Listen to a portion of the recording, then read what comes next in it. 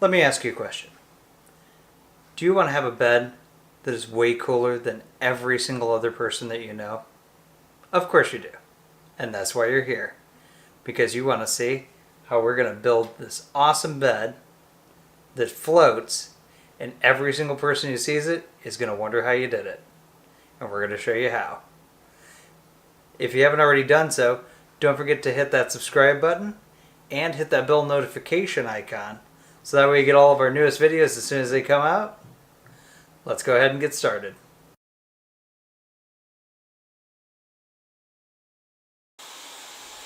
Alright, the first thing we're going to do is go ahead and cut down all of the internal supports. The sizes for those are going to be 13 inches by 3/4 by 6, 16 by 3/4 by 6, and 60 inches by 4 for the cross sections and the frame rail connectors.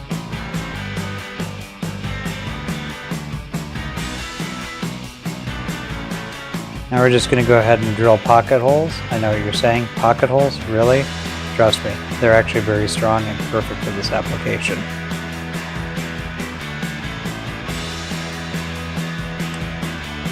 I put a couple of pieces of wood with a clamp on each side of the board that we're going to be screwing into. This keeps the board from floating around, and then all we have to do is just push it down in between the boards and then give it a nice loving tap to get it in place.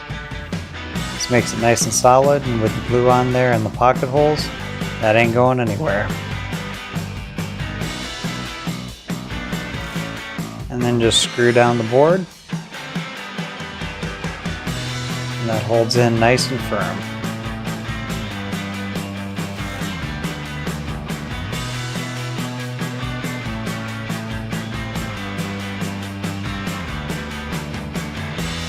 And just basically repeat the same process on the other ones. Put down the little boards or cutoffs, whatever. Hold those to hold everything in place. Then with their glued sides, just put them right on top and make your assembly.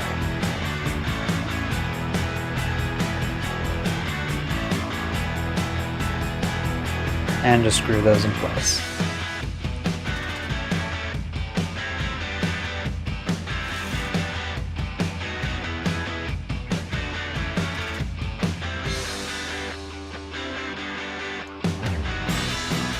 And then just put in the rest of the supporting braces to connect all the different blocks together. A little glue again on each of the end grains.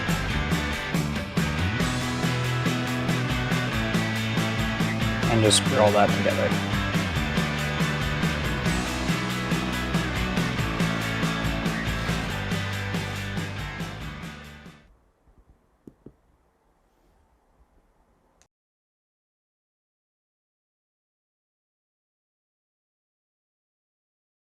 Alright, the first thing we're going to do is cut down the sides and the front for the base. Since it's such a big piece of lumber, we're going to go ahead and take a little bit of time running this through the table saw on our crosscut sled, which we'll have a video that we'll post up here on the right. And then we're going to go ahead and do some rough cuts of the inner braces and then see how they fit. I'm just going to mark those out real quick with speed square and then take them over to the table saw to trim them down to size.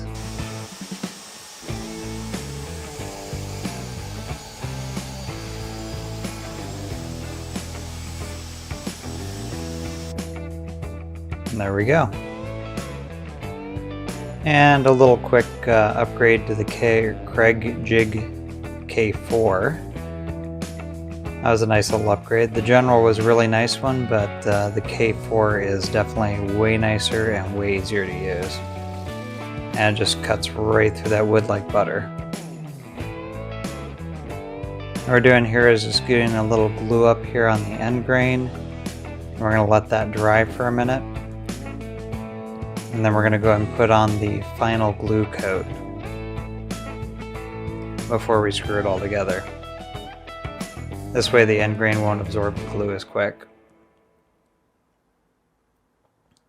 And just take your time, smooth that out, make sure it's a good surface.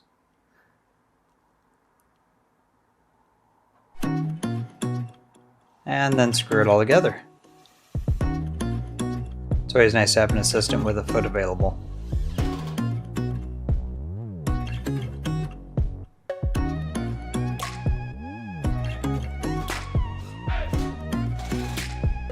It's a good idea to make sure that everything's square as well. After you get everything put in, glue the sides on the inner braces, which are primarily there for weight and a little bit of stability, and then go sanding.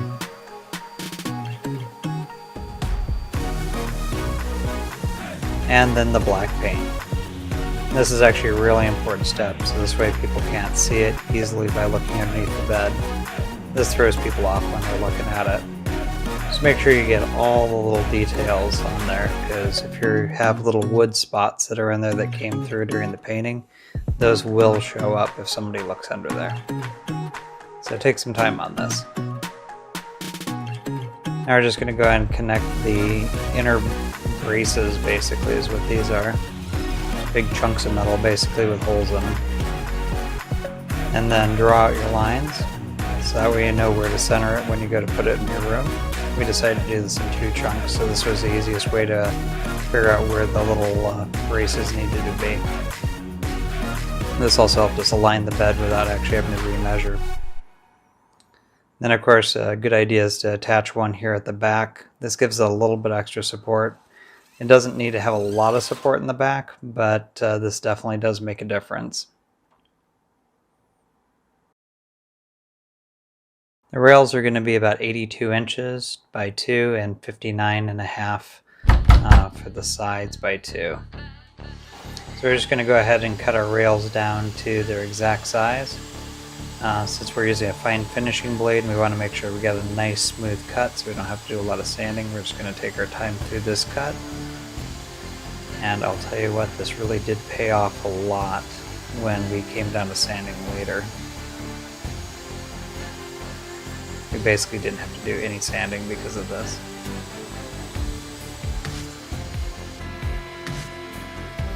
Now we're just going to go ahead and put a little round over on the edges on both sides.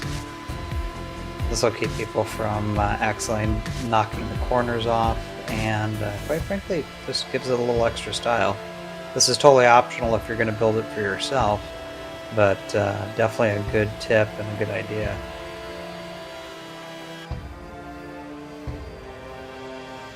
And then we're just going to go ahead and sand the edges because my roundover bit wasn't perfectly the size that I needed it to be. So this just gives it a little smooth profile there.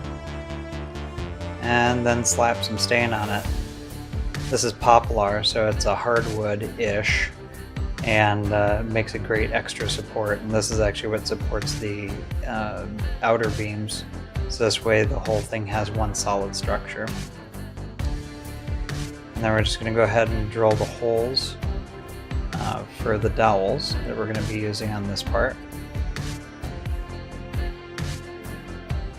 We have a little blue tape on there to make sure that we don't drill too deep.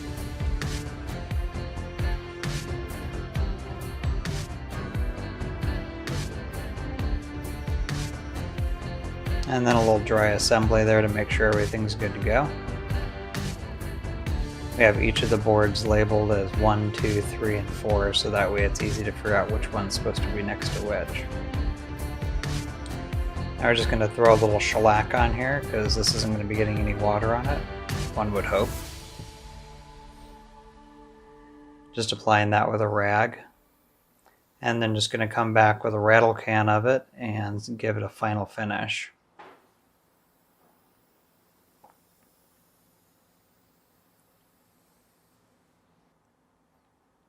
After that dries, just going to throw some paste wax on it to give a little bit of extra protectant.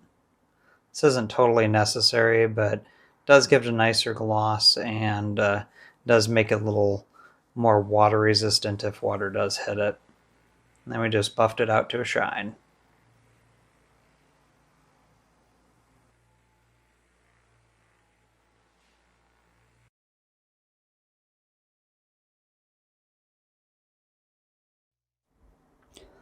Alright, this little foot that we're building here basically works as a stabilizer for the bed. This just makes sure it can't tip forward. If you're doing a light build like we're doing, then you want to definitely put this in. If you put a lot more wood in, you don't have to worry about it.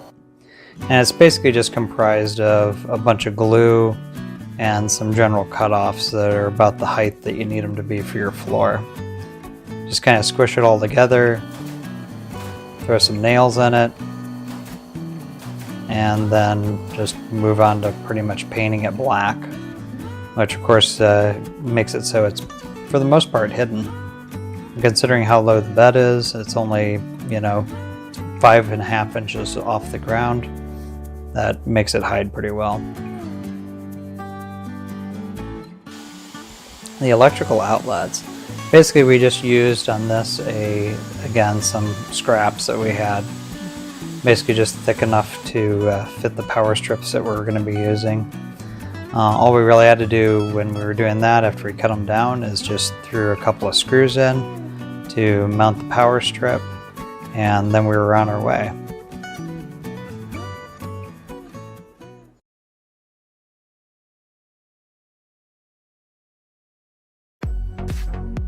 Alright, so it's time to go and put everything together, so I'm just going to throw the bed up here on the side and get ready to bring everything in.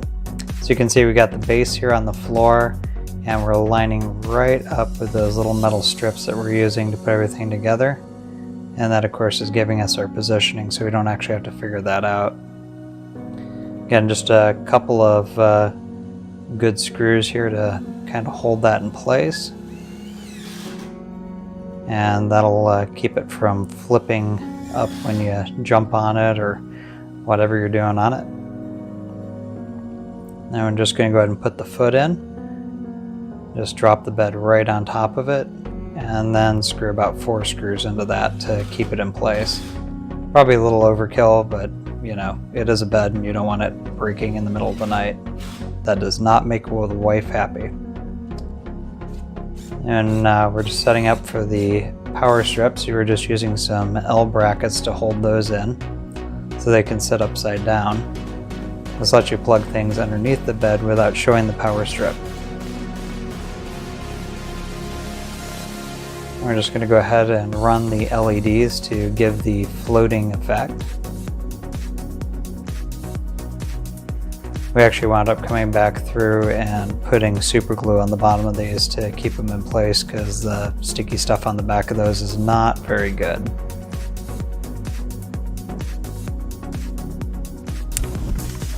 So since it wasn't so clear in the video, this is actually where the power strip goes. And this is how the actual LEDs are connected. And this actually has 2 lead-offs, so that way you don't have to worry about putting too much power on one specific lead of LEDs. And with that, it keeps everything nice and balanced and works perfectly. Now we're just going to go ahead and put in the larger L brackets to go and hold the side rails on. Just screw those in to kind of get it ready for the rails to be brought in.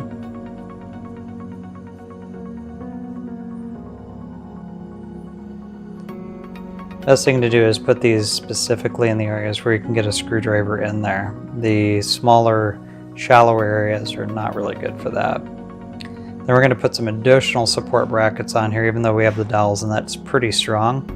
But this is also part of the framework of the bed, so we want to make sure it holds all together, so that's why we're putting in these additional ones. Now we're going to go ahead and install the rails. We're just going to go ahead and lay those right on top of the slats that we're going to be cutting down a little bit later in the video. And that's just so that way we can balance it on there and not actually have to hold it up while we're installing it. And then we just go ahead and screw the rails right directly into the frame and join it with it. This makes the whole structure a lot more sound. Now we're just going to cut down all of the slats that we're going to be using now that we know our exact measurements.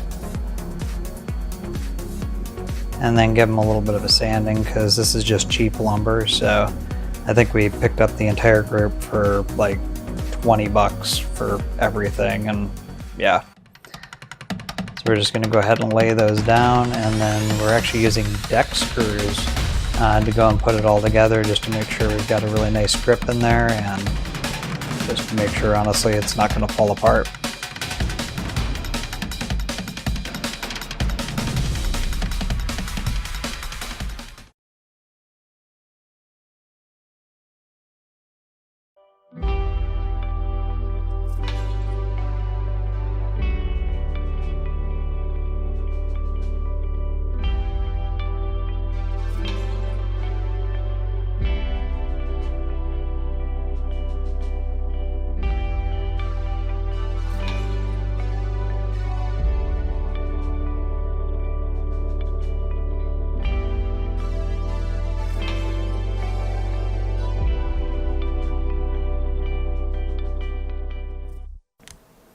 Hey, so what'd you think? Pretty cool build? Of course you thought it was a cool build. But let's show you a little bit more. So the one thing you'd assume you cannot do on a floating bed is jump on the corner. Well, we're going to show you that you can jump on the corner safely. Watch.